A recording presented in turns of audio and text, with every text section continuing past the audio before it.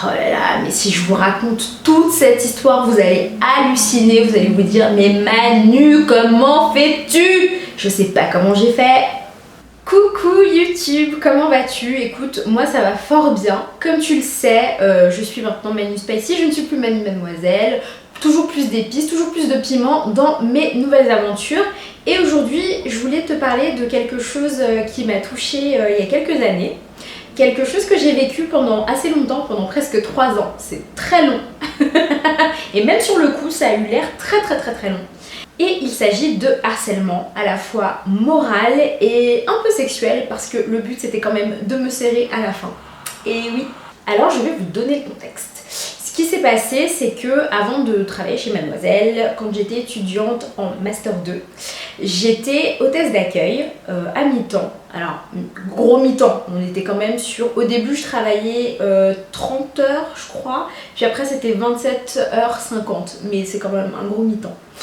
Et en fait, donc je travaillais dans une école assez réputée, et donc j'étais l'hôtesse d'accueil. Et du coup j'avais avec moi des collaborateurs, voilà, notamment une équipe qui s'occupait du coup de tout ce qui était logistique de l'endroit où je travaillais, c'est-à-dire s'il y avait plus de piles dans une télécommande, s'il y avait un écran qui ne fonctionnait pas, ou alors s'il y avait quelqu'un qui avait oublié ses clés, c'était à eux qu'il fallait s'adresser. Dans ce cadre, j'étais amenée à leur parler très souvent, et au début je t'avoue que c'était un peu compliqué. C'était un peu compliqué la communication, parce que littéralement au début personne ne me parlait, parce que j'étais la petite nouvelle, et parce que surtout je pense que des hôtesses d'accueil ils en avaient vu passer à l'appel, ils ne savaient donc pas si j'allais rester ou pas. C'était à base de je disais bonjour, donc je les vois passer comme ça, bonjour, et ils continuent à passer, ils continuent, donc en fait personne ne va se retourner, donc on va pas du tout me répondre, donc je peux aller me... Ok, cool. C'était ça ma vie. Et surtout c'était en pleine vacances, donc il y avait déjà la moitié de l'entreprise qui n'était plus là. Et faut savoir que cette entreprise fermait pendant 2 semaines pendant les vacances. Et à la rentrée, je me suis retrouvée parmi les 5 personnes qui étaient présentes en plein mois d'août. Et surtout en fait l'accueil était en travaux, donc littéralement pendant 1 semaine je me demandais ce que je foutais là, parce qu'il n'y avait rien à faire, je n'avais pas de téléphone, je n'avais pas d'internet. Et c'est à ce moment-là que du coup un de ces garçons qui travaillait donc dans cette équipe, on va l'appeler David. C'est à ce moment-là que David est venu me voir et on a commencé à faire connaissance, c'est-à-dire que déjà il m'a dit bonjour, j'étais très contente de ça, c'était vachement bien, très belle expérience. Littéralement lui non plus n'avait rien à faire. Normalement il y avait un binôme, mais en fait là il était tout seul, donc il se faisait un peu chier comme moi je pense. Au cours de nos discussions, on s'est rendu compte qu'on aimait plein de choses de geek un peu pareil. Enfin, je veux dire, moi j'aime bien les animés, j'aime bien un peu les jeux vidéo et tout. Je suis pas une grande spécialiste, mais il y a des trucs que j'aime bien. Et donc on s'est retrouvés sur certains trucs, c'était sympa. Par conséquent, quand le reste de l'entreprise est revenu de vacances, il a commencé à leur dire, j'imagine, que j'étais sympa, que j'étais pas teubée et que je ne mordais pas. Et ils ont commencé à me parler. Et les choses en emmenant d'autres. À un moment donné, on a commencé à aller boire des verres ensemble, de temps en temps le soir. Quand je dis de temps en temps, c'était même pas 1 fois par mois, je pense. C'était encore moins que ça. Donc vraiment, c'était assez sporadique, mais c'était sympa. Moi, de temps en temps, je venais boire un verre avec eux à la fin du travail et ça me faisait vraiment plaisir. Ça a commencé par le fait qu'un jour où je devais aller prendre une pause, je lui ai demandé de me remplacer. Il faut savoir que je n'avais pas le droit de quitter mon poste, il fallait tout le temps qu'il y ait quelqu'un à l'accueil.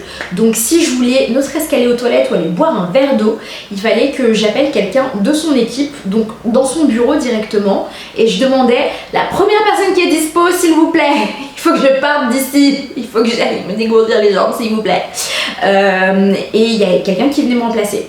Donc ce jour-là j'appelle dans son bureau, il était dispo, il me dit tu sais quoi, j'arrive, je viens te remplacer pour les 5-10 minutes où tu vas partir en pause. Et faut savoir aussi, si vous avez déjà été hôte ou hôtesse d'accueil, vous savez que sur la plupart des sites, les entreprises où on va travailler, on a toujours un petit répertoire dans lequel il y a les numéros importants, les numéros des prestataires et les numéros aussi des autres hôtesses ou des autres hôtes si jamais on a un problème. Par exemple, si tu arrives l'après-midi et qu'en fait on vient te demander quelque chose qui s'est passé le matin mais que t'es pas au courant, il faut que tu puisses appeler ton ou ta collègue pour lui demander what up de ce matin. Donc ce que j'ai fait, c'est que je lui ai dit, tu sais quoi, j'ai laissé mon numéro de téléphone dans ce répertoire. Si jamais il y a un problème pendant la pause, une urgence ou un truc, tu sais vraiment pas régler, appelle-moi. Appelle-moi. Qu'est-ce que je n'avais pas dit? Donc moi je reviens de pause tranquille, hein, vraiment très détendue. Je me dis, ouais, voilà, ça s'est bien passé, tout ça. Je lui demande, ça s'est bien passé? Elle me dit, ouais, ça s'est bien passé, ok, c'est cool, tout s'est bien passé. Et je rentre chez moi. Et vers, je sais pas, 20h30, 21h, je reçois un texto. Un texto d'un numéro que je connais pas. Alors, c'est déjà très alarmant. Parce que généralement, les gens qui essaient de me contacter, c'est des gens que je connais. Donc, je reçois peu d'appels ni de contacts anonymes. Et surtout, un message qui ne dit rien. C'est-à-dire que c'est ce genre de message où il y a juste écrit « Ouais, j'espère que tu passes une bonne soirée, moi ça va. » Signé Dave. Et mon cerveau d'hôtesse d'accueil, moi il était enclenché que pendant mes heures où je travaillais. Donc à ce moment-là, je suis en train de me dire « Mais en fait, moi je connais pas de Dave. » Ce qui est vrai, dans ma famille et dans mes amis, j'ai pas de Dave. Rien de ça. Je connais un Dave, c'est un vieux chanteur hollandais avec une coupe au bol. C'est vraiment la seule personne que je connaisse. Je me demande, mais qui c'est ce mec? Enfin, je sais pas. Et après, je me dis, ça doit être un faux numéro, tu vois. Donc, le lendemain, je vais au travail et sur le chemin, pendant que je suis en train d'enclencher mon cerveau d'hôtesse d'accueil, sur le chemin, je me rends compte que Dave, ça doit être David. Vraiment, ça doit être cette personne. Donc j'arrive un peu remontée, un peu zaraf, je vais pas mentir. Donc j'arrive, je le vois et je lui dis, mais en fait c'est toi qui m'as envoyé un texto? Il me dit ouais, sans pression, hein, sans sourciller, rien du tout, très très normal. Et là je lui dis, mais en fait c'est sympa, mais moi je t'ai pas donné mon numéro de téléphone. Il me dit, bah je l'ai pris dans le répertoire. Encore une fois, sans aucune pression, c'est-à-dire en toute détente, comme si vraiment il était chez Sarum et que tout le monde faisait ça. Et là, je lui fais remarquer que c'est quelque peu bizarre de faire ça parce que je lui ai pas donné mon numéro finalement. C'est pas une manière de prendre le numéro des gens. En fait, quand une personne laisse son numéro à des fins pro, le prendre après toi à des fins perso, c'est étrange. Y a pas d'autre mot, c'est étrange, c'est un truc de creep. Et là, réaction à laquelle je m'attendais pas, et réaction qui aurait dû me mettre la puce à l'oreille, c'est que là il s'énerve, il est sur la défensive, il me dit ben c'est bon en fait, tu sais quoi, je vais l'effacer hein, et là je lui réponds que c'est pas ça le problème. Le problème c'est pas que tu aies mon numéro. Au bout d'un moment, tu aurais fini par avoir ton numéro. J'ai donné mon numéro à ton pote parce qu'on devait se retrouver tous ensemble pour aller boire un verre et qu'il voulait m'appeler pour savoir où on était. T'aurais fini par avoir mon numéro, mais ça se serait fait de manière naturelle. Là, c'est pas du tout naturel. Là, c'est un truc de forceur. C'est bizarre. Et donc, il le prend très mal. Et généralement, quand t'es face à une personne qui fait ce genre de choses et qui le prend mal quand tu lui fais remarquer, c'est pour deux raisons. Soit que cette personne sait que c'est bizarre, la manière dont elle a procédé, et elle veut pas se l'avouer, et elle veut pas s'avouer que c'était chelou, donc du coup, elle préfère, donc du coup, réaction c'est défensive, soit elle voit pas du tout où est le problème, et tout d'un coup, c'est toi la faux folle. Cet incident, j'ai laissé couler, voilà, je me suis dit, bon, tu sais quoi, maintenant il a mon numéro, tu vas faire quoi, laisse tomber. Donc en fait, ça a été le début de nombreux événements qui ont fait que je me sentais de plus en plus otage de cette relation que j'avais pas demandé. Moi j'étais pas là pour me mettre en couple avec lui et tout d'un coup en fait il me mettait dans des positions où je devais lui rendre des comptes, où je devais m'expliquer, où on devait tout le temps discuter de ce que lui il ressentait, de quand je faisais un truc en fait il surinterprétait parce que à partir du moment où je lui ai expliqué que il n'y aurait rien entre nous et que je n'envisageais pas, et ben tout ce que je faisais pour lui c'était pour le rejeter lui. Et par la suite il y a eu plein d'autres moments où c'était chelou, c'était horrible. Par exemple, il y avait beaucoup de jalousie de sa part. Alors vous allez me dire, jalousie, comment c'est possible alors que vous sortiez pas ensemble? Et en fait, dans l'immeuble de bureau où on était, il y avait d'autres entreprises, et notamment il y avait une entreprise où il y avait un jeune homme qu'on va appeler Patrice. Et Patrice, alors je pense que Patrice était dans la tête de David, mon genre de mec. Et il venait de temps en temps à l'accueil pour récupérer des colis, des trucs comme ça. Et je me suis rendu compte au bout d'un moment qu'en fait il le faisait exprès. Il aurait pu se faire livrer chez lui ou au locker. Et en fait il faisait exprès, il voulait venir me parler un peu. Et au bout d'un moment il m'a envoyé un message pour me dire écoutez, je sais que c'est délicat comme truc à faire, mais j'ai l'impression qu'on s'entend bien. Et je vous trouve vraiment charmante, donc est-ce que ça vous dirait qu'on allait prendre un verre un jour, comme vous voulez? Je vous laisse mon numéro de téléphone, c'est à vous de dire si ça vous convient ou pas, et si jamais vous voulez pas, je le vivrai pas mal, il n'y a pas de souci, je sais que voilà, c'est peut-être pas le lieu, c'est peut-être pas l'endroit pour faire ça. Donc moi au début j'étais vraiment en mode non, et puis finalement à un moment donné, on a continué à parler quand il venait à l'accueil. À un moment donné, je lui ai dit, voilà, on peut aller prendre un verre, ça n'engage à rien, on allait prendre un verre. On s'est revu une autre fois, je crois, et c'était sympa, et on a continué à parler et tout. Et puis à un moment donné, on allait au ciné, et puis voilà, on s'est embrassés, et on a commencé à sortir ensemble. Et pendant que tout cela se déroulait, je pense que dans sa tête, David se faisait des grands films. Et surtout, il avait un seul pas possible. J'étais choquée.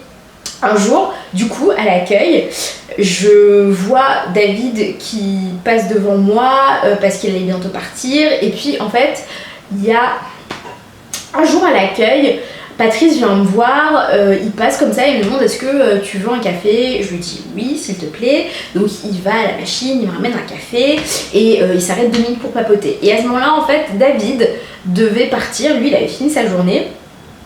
Et je pense qu'il voulait me dire au revoir, hein, comme une personne normale, sauf qu'il a pas fait ça, c'est pas ça qu'il a fait, il m'a pas juste dit au revoir. Là il y a Patrice, là il y a David vient se poser là, il nous regarde. Donc, je vois dans mon champ de vision David très bizarre, donc je me retourne vers lui et je lui demande est-ce que tu as besoin de quelque chose? Et il me dit ben non, en fait je voulais dire au revoir mais je vois que je dérange. Mais as-tu été élevé par des loups en forêt? Qui fait ça? Qui fait ça après 13 ans? Et il faut savoir, je vous ai pas donné tout le contexte, il faut savoir que David avait 10 ans de plus que moi. Donc David avait plus de 30 ans. Et le lendemain, du coup, je remplaçais une collègue, c'était pas du coup tout, normalement un jour je devais travailler. Mais je remplaçais une collègue et il se trouve que c'était David qui était d'astreinte ce jour-là. Donc moi j'arrive le matin, je lui dis bonjour et puis à un moment donné, j'en profite qu'il ait 2 minutes et je lui dis en fait hier qu'est-ce qui s'est passé, c'était quoi ce comportement en fait, je comprends pas. Et là je me suis faite pourrir, mais la dernière fois que je me suis faite pourrir comme ça c'était par mon père et je devais avoir 15 ans. En gros il me dit ouais, hier je t'ai pas reconnue, t'es vraiment une grosse hypocrite, t'avais dit que tu voulais sortir avec personne, mais bien sûr, face à un mec un peu beau gosse, évidemment que t'as changé d'avis, il suffit qu'il y a un mec beau gosse qui passe par là, et t'as plus aucun principe, t'as plus aucune valeur. Quel principe, quelle valeur? On n'était pas à poil sur le comptoir en fait, on est en train de parler. Moi je suis là, je l'écoute, et je suis en train de faire appel à mes ancêtres. De faire appel à tous mes ancêtres parce qu'à ce moment-là, je suis en train de me dire, on est au travail, mais est-ce que c'est socialement acceptable que je saute par-dessus ce comptoir et que je lui mette un gros coup de tête. Je veux dire, moi j'ai pas spécialement peur de mourir, lui non plus apparemment, vu la manière dont il est en train de me parler. Est-ce que ça vaut pas le coup d'essayer? Parce que j'essaie de parler doucement, j'ai essayé de parler fermement, j'ai parlé beaucoup de fois. Est-ce qu'à un moment donné, on n'arrive pas à la fin en fait? À la fin, il s'arrête et je le regarde et je lui dis, alors écoute-moi bien et je vais le dire lentement pour que tu comprennes bien tout ce que je vais dire. Tu n'as pas à me parler comme ça, t'as aucun droit de me parler comme ça, tu ne me parles plus jamais comme ça et t'aurais jamais dû me parler comme ça. Parce que de un, je suis ni ta copine, ta soeur, je suis pas ton enfant non plus. Donc tu me parles pas comme ça, t'as aucune autorité à me parler comme ça. De deux, je suis une grande fille et je fais à peu près ce que je veux. Donc si demain je décide que je sors avec chaque personne de cet immeuble ou même de tout le quartier, ça n'a rien à voir avec toi. Et de trois, tout ce que tu m'as dit là, ça m'a l'air de relever d'un problème personnel en fait. T'as un problème avec le fait que je veux sortir avec ce mec. Ça n'a rien à voir avec mon travail, ça n'a rien à voir avec notre relation de collègues. Donc en fait, ça te regarde pas. Donc tu me parles pas de ma vie, parce que moi je te parle pas de la tienne et je te respecte. Tu me respectes. Et si t'es pas capable de me respecter, tu me parles pas. Et là, il me regarde, il me dit, ah ouais, c'est comme ça. Je dis, ouais, c'est exactement comme ça. Exactement comme je viens de le dire, et pas autrement, jamais autrement. Et donc du coup, il est parti. Et après, il a fait un truc, je pense que dans sa tête, c'était la pire des punitions qu'il pouvait m'infliger. Il a arrêté de faire des trucs pour moi.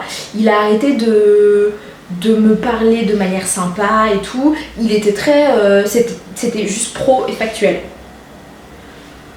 C'était si bien. Je n'attendais que ça, vraiment, c'était si bien. C'est le moment où j'ai le plus respiré, hein, en vrai.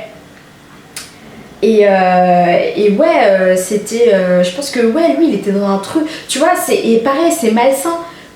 Comment est-ce que dans tes relations avec les gens, tu te dis, ah, cette personne, elle veut pas réagir comme je veux, donc du coup, je vais la punir. Pour continuer, il a eu un nouveau collègue qu'on va appeler Jimmy. Et Jimmy, en fait, c'était un beau métis. Voilà, il n'y a pas d'autre mot. C'est un beau métis, très très très sympathique, très très très avenant, souriant et tout. Et toutes les go, quand il arrivait, elles étaient un peu en kiff. Tu vois, c'est oh là là, machin. Donc c'était vraiment un plaisir, ce garçon. Mais pas du tout mon style, parce que je sais pas pourquoi d'ailleurs. Juste pas mon style, et puis il était plus jeune que moi, ça m'intéresse pas vraiment. Donc voilà, moi je m'entendais très bien avec lui, mais j'avais l'impression de travailler avec un de mes petits cousins, tu sais, parce qu'il me rappelait mes petits cousins en fait. Donc on était vachement dans cette relation-là, tu vois, un peu familiale, sympa, donc c'était rigolo. Et dès qu'il est arrivé, David s'est mis en tête que potentiellement il pouvait se passer un truc entre nous deux, donc du coup il fallait qu'il empêche à tout prix qu'il se passe un truc entre nous deux. Et que dès qu'on se rapprochait, ça veut dire qu'on essayait de faire en sorte qu'il se passe un truc. Mais c'est-à-dire que même je lui mettais la main sur l'épaule pour me lever. On est assis, je mets ma main sur son épaule pour me lever. Je vois l'autre, son visage il devient serré comme ça là. Comme s'il avait mangé un citron. Et en fait j'ai appris plus tard qu'il faisait la misère à Jimmy. Comment je l'ai appris? Un jour où il ne travaillait pas. Jimmy et moi, on a fini à la même heure et du coup, on est sortis ensemble des bureaux, tout ça, on marche un peu. Et à un moment donné, Jimmy me dit ouais, est-ce que je peux te poser une question? Je sais que je suis pas là depuis très longtemps et c'est peut-être un peu perso, donc si ça te saoule, tu me dis. Je dis vas-y, demande. Et il me dit c'est quoi l'histoire avec David? Je lui dis là, je fais pardon. Il me dit non mais parce que David il se comporte avec toi mais comme si t'es sa meuf, mais j'ai pas l'impression que tu sois dans le même mood. Je lui dis bah en fait le problème de David c'est qu'il n'y a pas d'histoire avec David.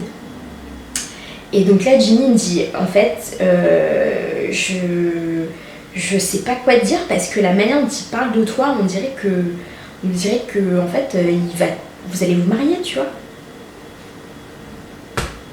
Et surtout, le truc qui m'a saoulée, c'est qu'il me dit, et je sais pas si t'as vu, mais quand on travaille, et que t'es dans les parages, je te parle pas et tout, mais parce que les seules fois où je l'ai fait, quand on est retourné après dans notre bureau, il a été désagréable le reste de la journée avec moi. Il m'a fait la misère. Je peux pas vous raconter ce qui s'est passé pendant presque 3 ans, sinon cette vidéo durerait 3 heures, je pense. Mais il s'est passé tellement de choses, il y a eu tellement de moments où c'était stressant, où en fait j'étais toujours dans la position de la meuf méchante. Et c'est pas agréable. Parce que la première fois quand je dis non, bah en fait c'est non. La dernière fois quand je dis non, c'est toujours non. Et je suis obligée de redire non toutes les 2 semaines. Toutes les 2 semaines, il y a un truc qui fait que je suis obligée de redire non. Et j'avais l'impression que dans sa tête à lui, et je pense que c'est le cas dans la tête de beaucoup de garçons, et c'est à cause de la société dans laquelle on vit, où on a ce mythe du prince charmant, où il doit faire des trucs, il doit nous délivrer, il doit faire des trucs pour nous, pour qu'à la fin, il récupère sa princesse sur son cheval blanc et il se marie tout de suite. Et dans la vie, c'est pas comme ça. C'est pas parce qu'un garçon fait toutes les bonnes choses que ça va marcher.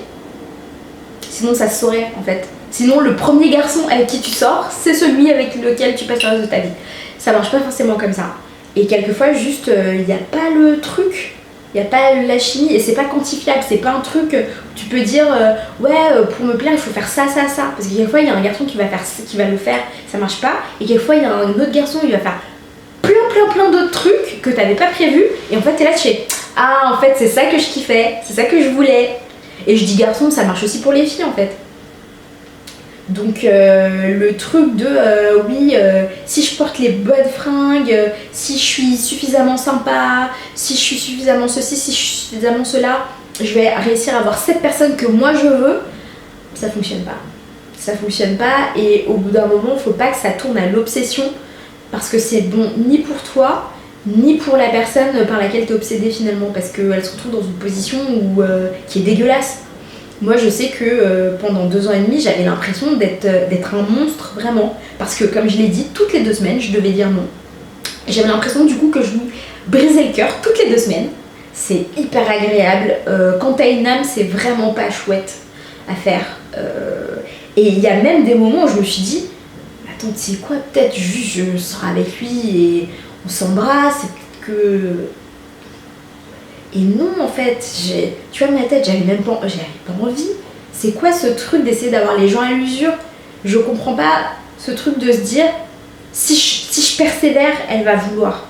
Mais ça veut dire que tu veux sortir avec une personne que t'as dû tanner pour qu'elle sorte avec toi. Il y a vraiment un moment donné où je me disais, mais c'est pas bon pour lui. C'est pas bon pour lui. Et moi, à un moment donné, j'ai quand même eu peur. J'ai quand même eu peur parce que j'étais en mode, en vrai, il sait où j'habite.